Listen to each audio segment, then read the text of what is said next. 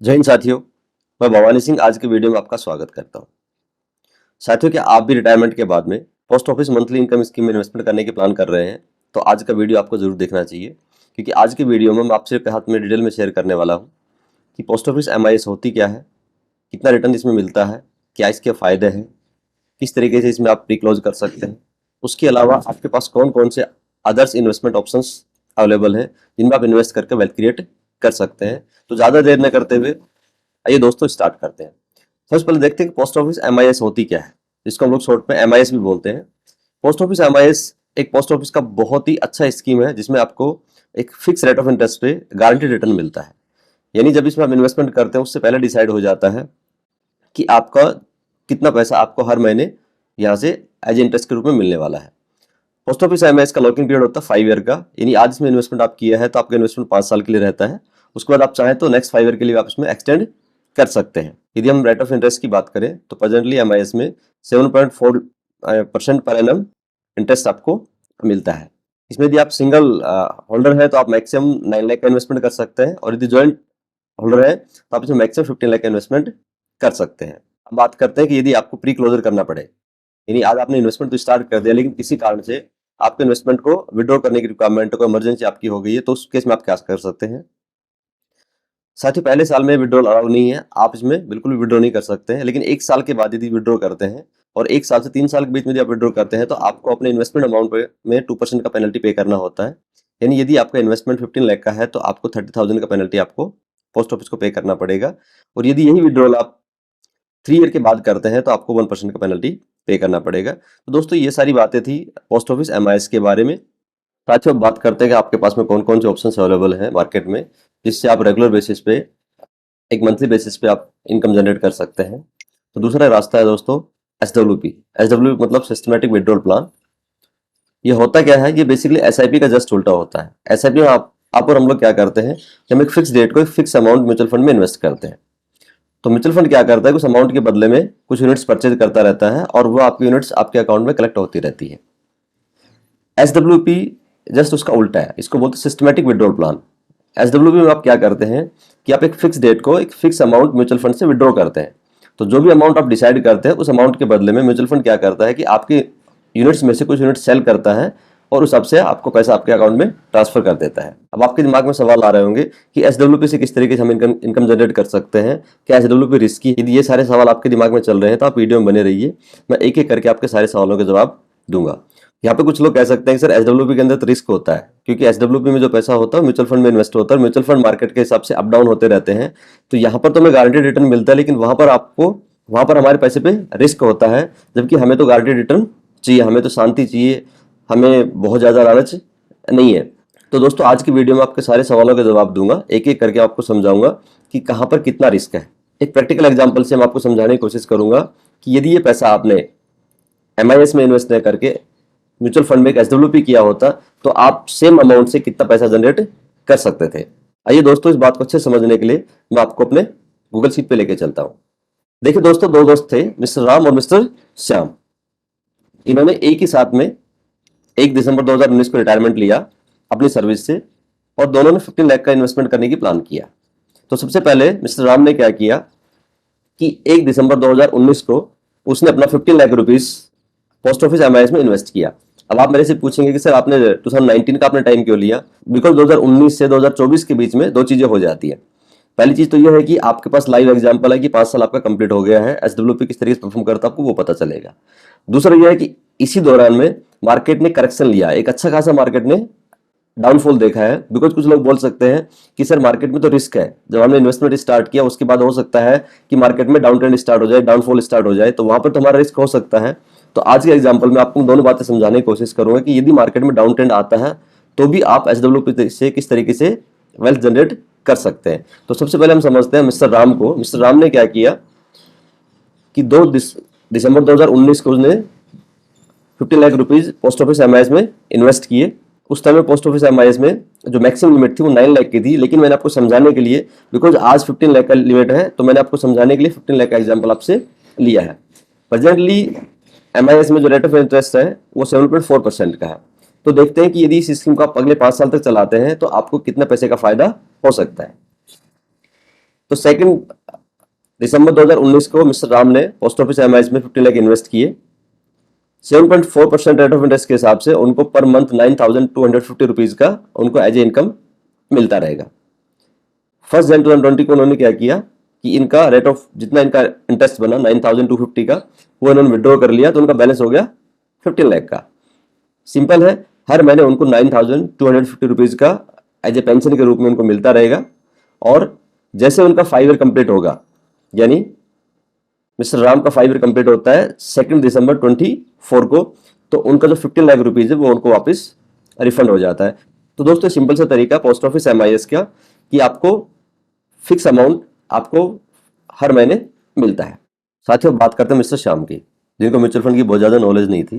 तो उन्होंने क्या किया, एक निफ्टी 50 का इंडेक्स फंड लिया और उसमें अपना पैसा इन्वेस्ट कर दिया। देखिए इंडेक्स फंड जो होते हैं वो बहुत ज़्यादा रिसर्च नहीं करते हैं, ये जस्ट निफ्टी 50 को रिप्लिकेट करते हैं और इनमें जनरली उतना ही रिटर्न आता है जितना निफ्टी परफॉर्म करता है। जनरली ये इनका जो रिटर्न होता है ये बाकी एक्टिव स्कीम से कम होता है। लेकिन उन्होंने क्या किया कि एक सिंपल सा निफ्टी 50 एसबीआई का इंडेक्स फंड में इन्वेस्टमेंट स्टार्ट किया। तो सेम इन्होंने भी 2 दिसंबर को 15 लाख का इन्वेस्टमेंट किया और उस दिन का जो एनएवी था वो 103.6981 था और उस हिसाब से उनको 14,465 यूनिट्स उनको अलॉट हुआ। अब इन्होंने भी राम की तरह, बिकॉज इनको भी हर महीने की 1 तारीख को 9,250 रुपीज का पेंशन के रूप में कुछ अमाउंट इनको चाहिए था, तो इन्होंने वहां पर एसडब्ल्यूपी कर दिया 9250 का, जिससे कि मिस्टर राम को एज ए इंटरेस्ट मिल रहा था पोस्ट ऑफिस एमआईएस से। तो यहाँ पर क्या हुआ कि जब नेक्स्ट मंथ 1 जनवरी 2020 को जब म्यूचुअल फंड को इनको 9250 का अमाउंट ट्रांसफर करना था, तो उसके बदले में उस दिन का जो एनएवी था 104 रुपये समथिंग का, उसके हिसाब से म्यूचुअल फंड ने क्या किया 88.2697 यूनिट्स सेल किए और 9,250 रुपीज इनके अकाउंट में ट्रांसफर कर दिया।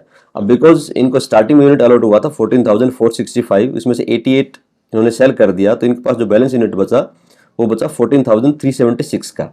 और उस दिन के हिसाब से उनका इन्वेस्टमेंट की वैल्यू थी 15,06,581 रुपीज। जैसा कि आप जानते हैं कि जनवरी के बाद से मार्केट गिरना स्टार्ट हो गया, तो नेक्स्ट मंथ बिकॉज इनको फिर वही 9250 का विड्रॉल चाहिए था, लेकिन उस दिन एनएवी घट करके 100 रुपीज हो गया था, तो उसके लिए म्यूचुअल फंड को 91 यूनिट सेल करना पड़ा। लास्ट मंथ में 88 यूनिट सेल किया था, इस महीने में बिकॉज एनएवी कम हो गया तो म्यूचुअल फंड को ज़्यादा यूनिट सेल करना पड़ा, 91 पॉइंट समथिंग यूनिट सेल हुआ। तो उसके बाद उनके पास जो बैलेंस यूनिट बचा वो बचा 14,284 और उस दिन उनका जो इन्वेस्टमेंट का वैल्यू था वो 14,37,494 था। इस तरीके से आप देख सकते हैं कि हर महीने उनको 9250 का विड्रॉल मिलता रहा और उस हिसाब से उनके यूनिट सेल होते रहे और ये उनका इन्वेस्टमेंट वैल्यू आप यहाँ पे देख सकते हैं। आप यहाँ पे देख सकते हैं कि 1 अप्रैल 20 को जो एनएवी था वो 70.7039 था और उस दिन म्यूचुअल फंड को 130.8273 यूनिट सेल करने पड़े थे 9250 का विड्रॉल देने के लिए। उसके बाद क्या हुआ, जैसे कि आपको पता है कि अप्रैल के बाद से मार्केट में मार्केट ऊपर चलना स्टार्ट हो गया, धीरे धीरे करके एनएवी बढ़ना स्टार्ट हुआ।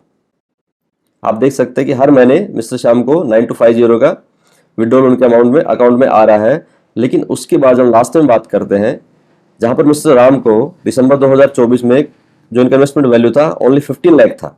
आप यहाँ पे देख सकते हैं कि 2 दिसंबर 24 को इनका इन्वेस्टमेंट वैल्यू था 15 लाख का।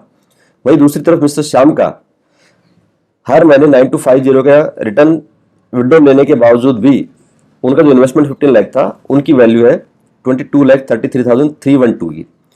साथ ही ये वैल्यू आपको बता रहा हूं जब इन्होंने अपने इन्वेस्टमेंट को केवल सिंपल सा इंडेक्स फंड में इन्वेस्ट किया। इन्होंने किसी एक्सपर्ट के सपोर्ट नहीं लिया, किसी एक्सपर्ट की इन्होंने एडवाइस नहीं लिया, इनको बहुत ज़्यादा नॉलेज नहीं था म्यूचुअल फंड का। इन्होंने अपनी मर्जी से एक इन्वेस्टमेंट स्टार्ट किया। यहाँ मैं आपको बात बताना चाहूँगा साथियों कि यदि आप भी किसी एक्सपर्ट म्यूचुअल फंड एडवाइजरी के अंडर में इन्वेस्टमेंट करना चाहते हैं म्यूचुअल फंड में, तो आप हमसे कॉन्टैक्ट कर सकते हैं। मेरा नंबर आपको वीडियो के डिस्क्रिप्शन में मिल जाएगा। आइए दोस्तों आगे देखते हैं कि इनके इन्वेस्टमेंट की वैल्यू होती है 22,33,312 हर महीने 9250 का विड्रॉल करने के बाद। और ये वहाँ वैल्यू है जहाँ पर इन्होंने बहुत ज़्यादा रिसर्च नहीं किया, किसी की सपोर्ट इन्होंने नहीं लिया है और इन्होंने जस्ट निफ्टी 50 इंडेक्स फंड में इन्वेस्ट किया है। वही यदि दूसरी तरफ देखते हैं कि यदि इन्होंने किसी एक्सपर्ट की एडवाइस लिया होता या इन्होंने थोड़ा सा रिसर्च करके खुद से किया होता और अलग अलग फंड में इन्होंने इन्वेस्ट किया होता तो इनके इन्वेस्टमेंट की वैल्यू क्या होती। देखिए यहाँ पर पोस्ट ऑफिस MIS है। ये चीजें साथियों मैं आपको कंपेयर करने के लिए बता रहा हूँ। ये मेरा आपसे रिकमेंडेशन नहीं है कि आप इन्हीं फंड्स की स्कीम आप इन्वेस्ट कीजिए। यदि इन्होंने 15 लाख रुपीस SBI का इंडेक्स फंड में इन्वेस्ट नहीं करके इन्होंने निपॉन इंडिया के लार्ज कैप में इन्वेस्ट किया होता, तो देखते हैं इनके पास में 5 ईयर के बाद में इनके इन्वेस्टमेंट की वैल्यू क्या होती। जहां पर SBI निफ्टी का इंडेक्स फंड में इनको 22,33,000 समथिंग मिला, वही दूसरी तरफ इन्होंने यदि निपॉन इंडिया के लार्ज कैप में इन्वेस्ट किया होता तो इन्वेस्टमेंट की वैल्यू होती 27,02,317 रुपीज।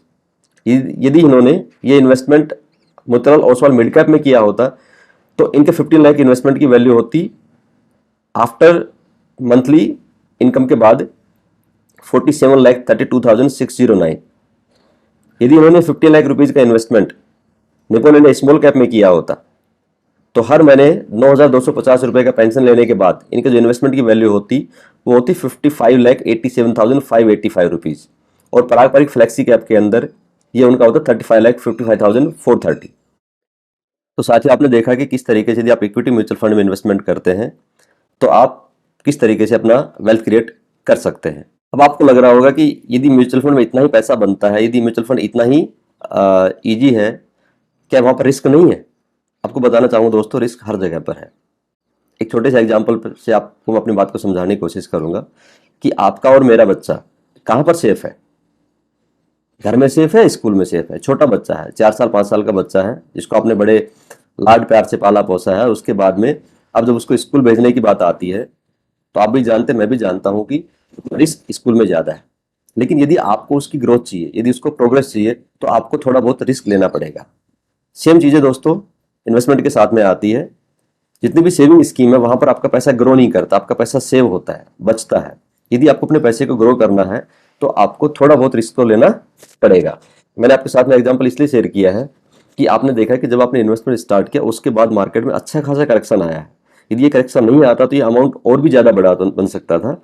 लेकिन करेक्शन के बावजूद भी आपका जो पैसा है वो पैसा ग्रो किया है। तो मैं ये नहीं बोलता हूं कि पोस्ट ऑफिस MIS में आप अपना इन्वेस्टमेंट बंद कर दीजिए। लेकिन यदि आपके पास में टाइम है, आपकी एज 35, 36, 40, 42 के आसपास यदि आपकी एज है, आपको बहुत ज़्यादा पैसा नियर फ्यूचर में नहीं चाहिए, तो मैं आपको प्रेफर करूंगा कि आप पोस्ट ऑफिस MIS की बजाय अपने पैसे को इक्विटी म्यूचुअल फंड में इन्वेस्ट कीजिए। यदि आपके पास नॉलेज है तो आप खुद से कर सकते हैं। यदि आपके पास नॉलेज नहीं है तो आप हमारी हेल्प ले सकते हैं। मेरा नंबर आपको वीडियो के डिस्क्रिप्शन में मिल जाएगा, आप मेरे से कॉन्टैक्ट कर सकते हैं। और भी किसी भी तरीके का आपको फाइनेंस के रिगार्डिंग कुछ हेल्प आपको चाहिए तो आप मेरे से कॉन्टैक्ट कर सकते हैं। साथ ही यदि आज के वीडियो में आपको कुछ वैल्यू एडिशन लगा है, आपको लगा है कि आपको नॉलेज में कुछ फायदा हुआ है, तो वीडियो को लाइक कीजिए, कमेंट कीजिए, अपने दोस्तों के साथ में शेयर कीजिए। जय हिंद साथियों।